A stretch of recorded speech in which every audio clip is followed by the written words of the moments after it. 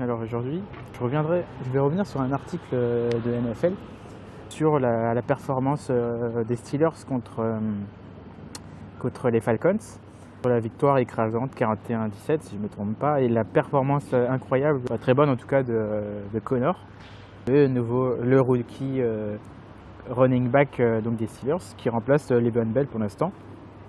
Donc j'avais fait une vidéo concernant un article de ESPN sur Le'Veon Bell et son souci de contrat. Donc là on fait la même chose parce que j'ai vu un nouvel article sur Connor spécialement et je vais essayer de me rappeler un petit peu de mémoire. Donc il souligne la grosse prestation de Connor. Ils aimeraient également ils aimeraient que Connor fasse ça plus régulièrement parce qu'effectivement sur les premiers matchs il était à 3 yards par game. Et bon après il souligne quand même que le souci c'est que le jeu était surtout axé sur les passes comme on voyait autour de Juju Smith, McDonald, Jesse James et un peu Antonio Brown. Et donc il n'avait pas pu se mettre en avant. Et là, ces 2 derniers matchs, 2 grosses prestations de sa part. Et donc se pose forcément la question inévitable, Bell versus Connor.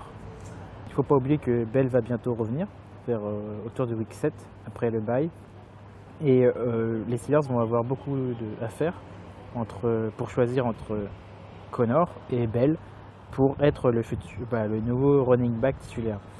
Alors moi, ce que je regrette et ce que je désapprouve, c'est cette question qui taraude les journalistes sur peut-on vraiment mettre sur le banc un All-Pro Bowl comme Bell, qui a été aussi performant et d'aussi grande qualité que ses prestations sur ces dernières années, donc depuis 2013. C'est vrai que niveau stats il est incroyable, mais on oublie une chose, donc c'est un super joueur, mais on oublie une chose, c'est que Connor a prouvé qu'il était capable de faire la même chose, pas seulement le running back mais également à la course et en plus au bloc, ce que Bell ne fait pas, dans un style différent. Connor est plus dans l'explosion, la rapidité, vraiment quelque chose de très instinctif, animal même. Alors que Bell est dans la patience, on le voit très facilement dans ses courses, il attend une brèche et il se faufile. C'est un peu, si on se réfère à High Shield, Bell c'est plutôt le High Shield et Connor c'est la panthère des US. Bref, Connor du coup fait un très bon taf et on se pose la question pourquoi, il devrait être remplaçant de Bell après. Faut pas oublier que Bell, s'il n'est pas là, c'est de sa faute. Il a fait un choix, il doit assumer les conséquences. Les Steelers doivent penser à leur avenir, à leur futur, surtout que ce n'est qu'un rookie, Connor, donc il a encore beaucoup de choses à apprendre, comme Bell l'a été durant sa première année. Et puis, de manière générale, il a fait de très bonnes prestations, parfois plus ternes, et là il est en train d'exploser, donc je pense que c'est le temps d'avancer. Et aussi, n'oublions pas que l'année dernière, quand Bell est revenu pour les mêmes raisons, mais je crois que c'était à week 4 à ce moment-là, les premiers matchs ont été catastrophiques. Il était inexistant, il n'arrivait pas à performer parce qu'il était hors de forme, même s'il refusait de l'accepter. Et je pense que là, ça va être la même chose. Il se dit prêt à tout donner, etc. Mais pour moi, il va être hors de forme. Il ne sera pas capable de fournir les mêmes prestations qu'il les fournit d'habitude. Surtout qu'il est souvent meilleur en playoff que durant les gros matchs, durant les matchs de saison régulière. Et Connor est là, il est prêt. Et pour moi, c'est deux positions différentes, c'est 2 façons de jouer, en tout cas running back différentes. Et pour l'instant, Connor doit prendre la place. Et c'est à Bell de prouver qu'il est capable d'être au-dessus de Connor. Ça me rappelle un peu l'histoire entre Antonio Brown et Martavis Bryant l'année dernière, ou il y a 2 ans. Parce que Bryant revenait d'une longue suspension par sa faute. Il était déjà suspendu par le passé, donc récidiviste. Il avait durant l'été fait amende honorable en s'excusant, en disant qu'il allait travailler beaucoup. Et puis 3-4 matchs après, vu qu'on voyait, étant donné que le coach privilégiait les appels de Brown plutôt que ceux de Bryant, mais genre beaucoup, avant c'était c'était de manière assez équitable. Et il commençait à ruminer et il a commencé à se lâcher dans les médias, ce qui ne se fait pas. Il aurait dû en parler en privé, ou peut-être qu'il en a parlé en privé, mais ce n'était pas suffisant. Et donc là, on rejoint encore un souci similaire, et c'est très ennuyant que ce soit toujours chez les Steelers que ça arrive. Bon, il y a d'autres franchises aussi, mais on voit quand même que c'est assez régulier chez les Steelers. Il y a quand même un problème d'éducation chez les Américains.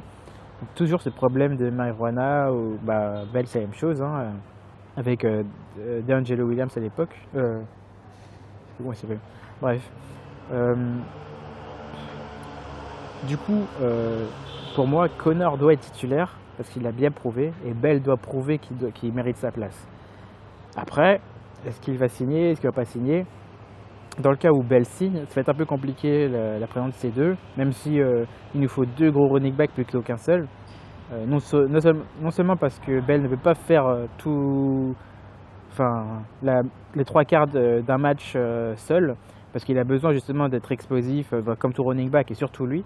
Et Connor doit prouver sa valeur, doit montrer l'exemple, doit monter en température, et doit faire une grosse saison. Du coup, c'est une fausse question qu'on se pose. Mais de toute façon, on peut pas mettre... La question, c'est pas vraiment peut-on mettre Bell remplaçant sur le banc maintenant?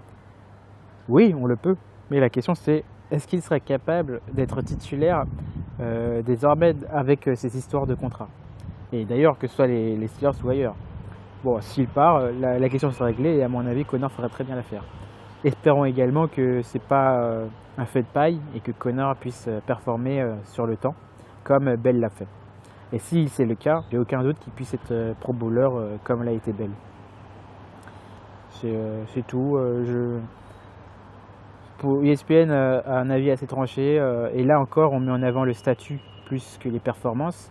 Il a été performant par le passé, Bell, mais est-ce que ce sera le cas cette année? On ne sait pas, et qu'il soit pro bowler ou pas, ça ne changera rien. Donc on va voir ça très rapidement. J'espère que les Steelers vont enfin continuer à gagner, parce que on n'est pas très bien là. On a commencé à gagner, donc on est à 2-2-1, je crois. Et il est temps de carburer. Mais les Steelers sont souvent ont des calendriers assez négatifs, ou alors ils ont du mal c'est un peu un diesel, ils ont du mal à avancer, et puis après ils explosent, surtout en fin de saison. Donc espérons que ça continue, et surtout on va affronter 3 équipes du Nord là, AFC Nord, donc les moments seront cruciaux, et il est temps de récupérer le retard pris par les Ravens et les Bengals. Allez, c'est tout pour aujourd'hui. Ciao.